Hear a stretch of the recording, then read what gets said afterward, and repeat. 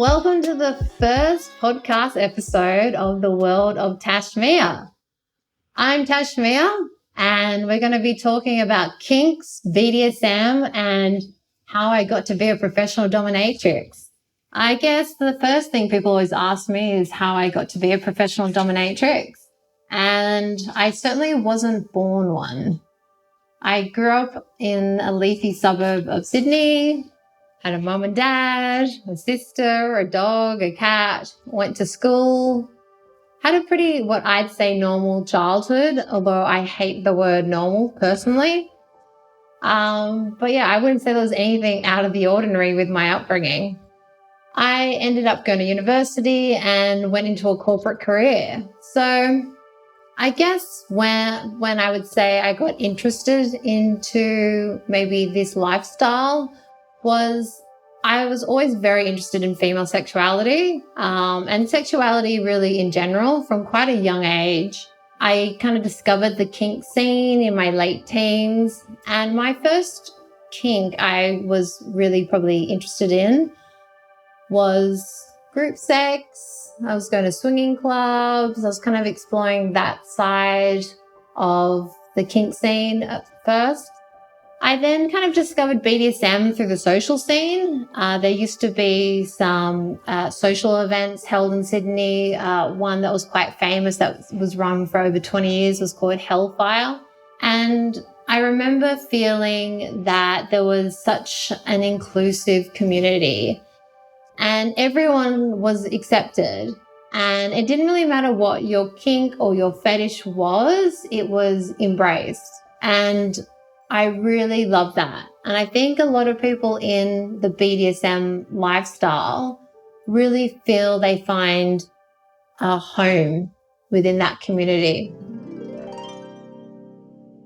So I was in a corporate career while I was exploring all these sides of myself. I guess what really pivoted for me and what really spun me into where I am today is I met one of my now best friends who's a dominatrix in her personal life.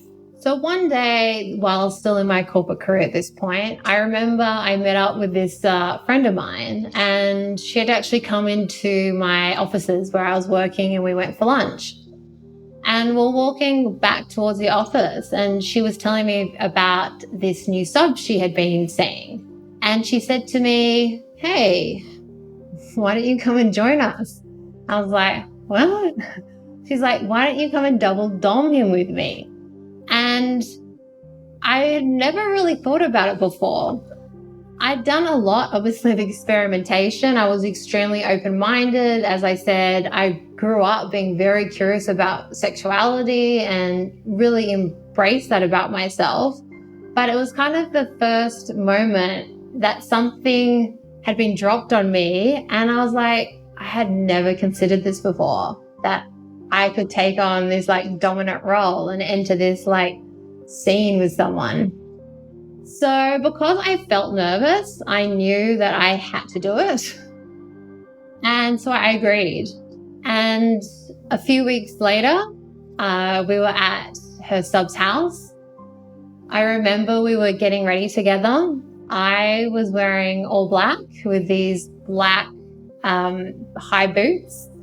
And she was wearing all red with the same boots, but they were in red. And we're in the bathroom. We've still got this picture of us getting ready and doing like finishing our makeup. And I look at that photo and man, was I so naive back then. But I was excited. I was nervous because I didn't really know what I was doing. I guess I felt calmed and confident from the fact that my friend knew what she was doing and that this was someone I already knew, as in the sub. I knew him personally, but I didn't know him too much, if that makes sense. So I was kind of at that lucky balance of feeling comfortable enough with someone, but not too comfortable enough that I couldn't really bring something new to the dynamic that was there. Anyway, so we finished getting ready. He was waiting in a different area of the house, so he didn't see us or see us getting ready.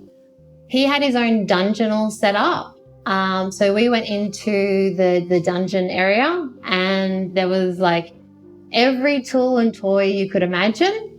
And we kind of finished getting everything ready, and like my nerves are coming in because I'm like, oh wow, I'm about to do this for real. And I remember my friend, she put on her playlist and the song These Boots Are Made for Walking came on. And we kind of both strutted out in our boots and went to get him. And it begun.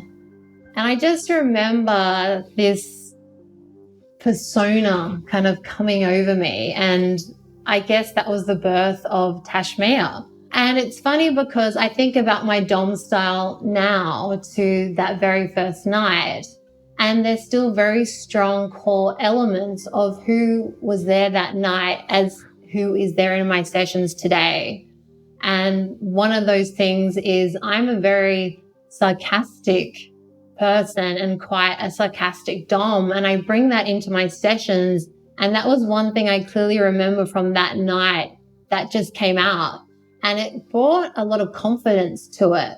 So I could interact with him, and I would say things, that probably you wouldn't normally think to say or feel comfortable saying, but because I felt this role and this empowerment, I felt comfortable saying it.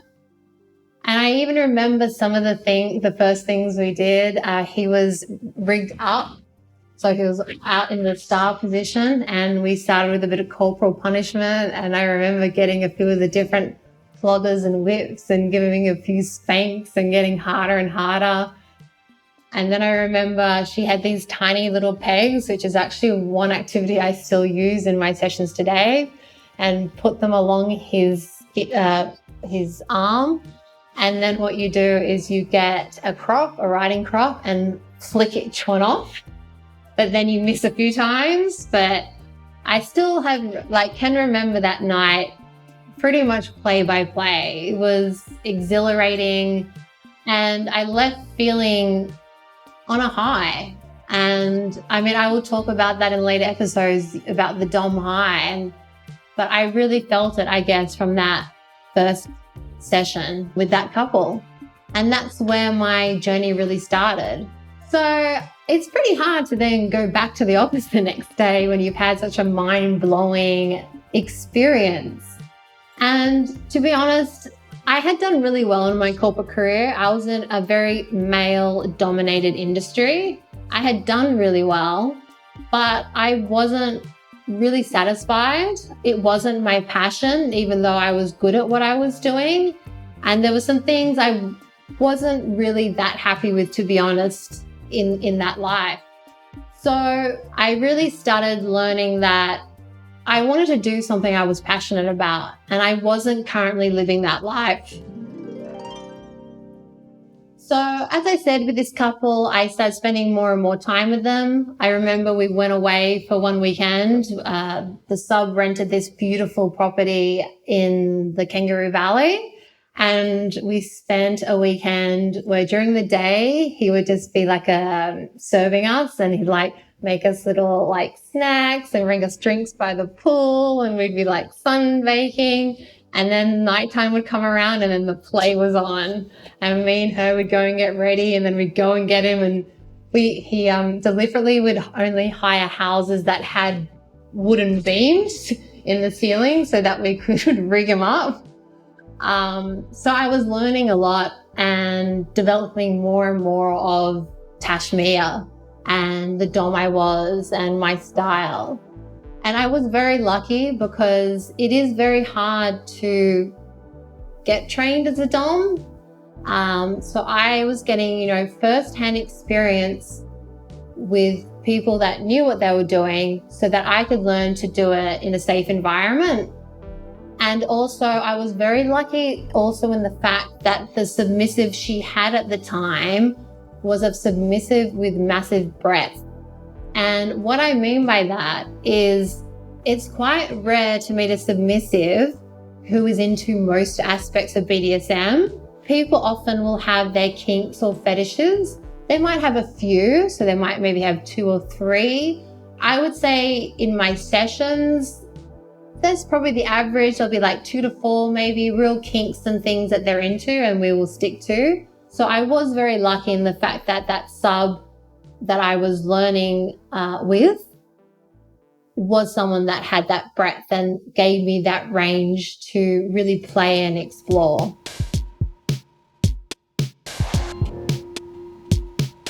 So I guess, as I said, I wasn't very happy with the corporate career. I'd been with the company for nearly a decade, and the large-scale project that the company had been set up to implement was actually coming to an end. So there was some redundancies going around.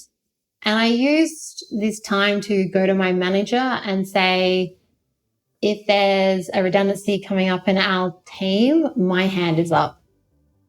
And so I kind of got the golden handshake, I guess. I'd been there for a long time. I was given a really good payout. And I said to my friend, and she had been thinking it too, let's try this. Let's try and go professional with this. Let's see if we can actually bring our passion into something we do as our career. And so with that money that I got from my redundancy, I started with her. We started setting up our own dungeon and started advertising and getting clients.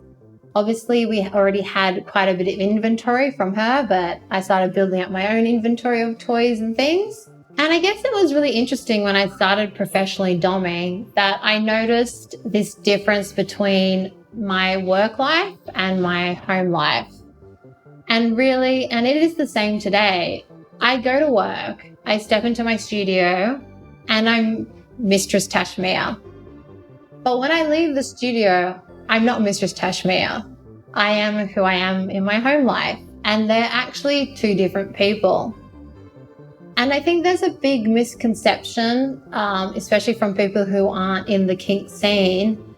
And actually there's the misconception of people in the kink scene, because I actually get it a lot from client inquiries or clients who are in my studio. They make the assumption that I'm a dominatrix in my personal life, that who is in the scene or who is in this session with them is the same person walking down the street or in my house or at the gym or wherever I am.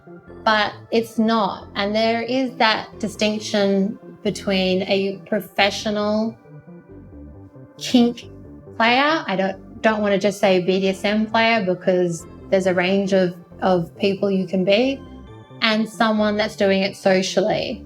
And while I did and do enjoy to engage in the BDSM community socially, I wouldn't say that I am a dominatrix in that scene.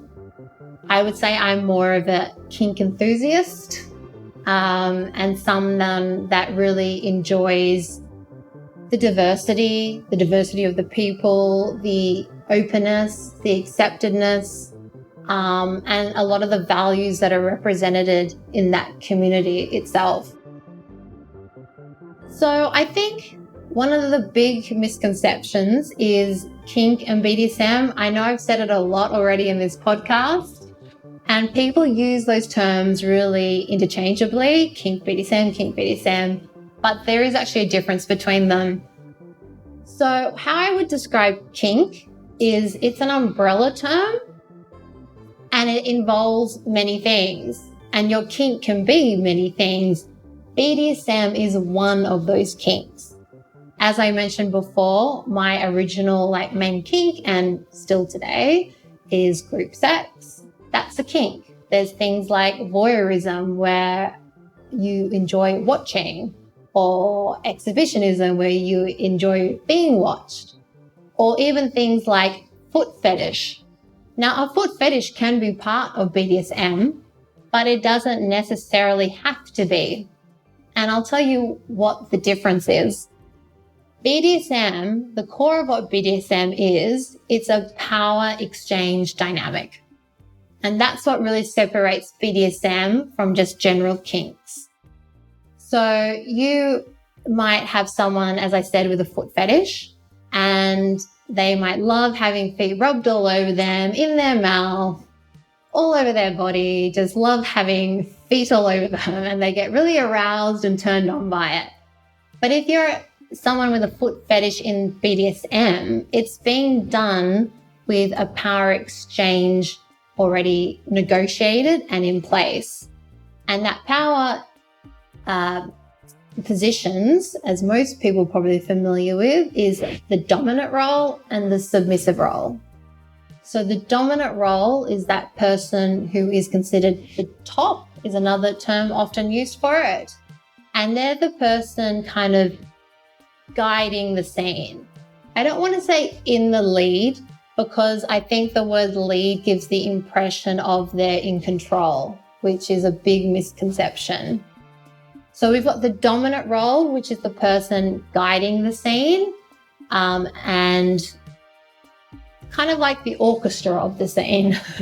And then you've got the submissive role, or what might be referred to as the bottom. And that's the person who is being guided by the dominant, who has allowed themselves to be guided by another person. As I said, all pre-negotiated and consented to, which is something we'll get more into later episodes. But they're the one that has kind of released their normal power in, I guess, a day-to-day scenario, unless you're a lifestyle DNS relationship, which again, I'll talk to later. And they're the ones in the scene being led. You also have something called a switch, which is someone that goes between dominant and submissive. But again, that's a whole other kettle of worms. But we've kind of got those main positions of the dom and the sub roles. And the real takeaway from that is there has to be a power exchange in that relationship. So, I mean, I'm just scratching the surface here. There's so many terms and concepts to get around with BDSM and kink. But this is really the reason why I wanted to do this podcast series, is to unveil some of the mystery around BDSM and kink and open it up. And also, I know through working as a professional dominatrix that a lot of people are still practicing in secret, and a lot of people are still very much hiding this part of themselves. And I hate to use this word, but there's still a lot of kink shaming out there. And I think it's really important to have these conversations and to demystify some of the myths out there around this industry. So we're going to be talking way more about all this stuff. I've only just scratched the surface, as I said, in this episode. So I want you to stay tuned and get excited and get your kink on.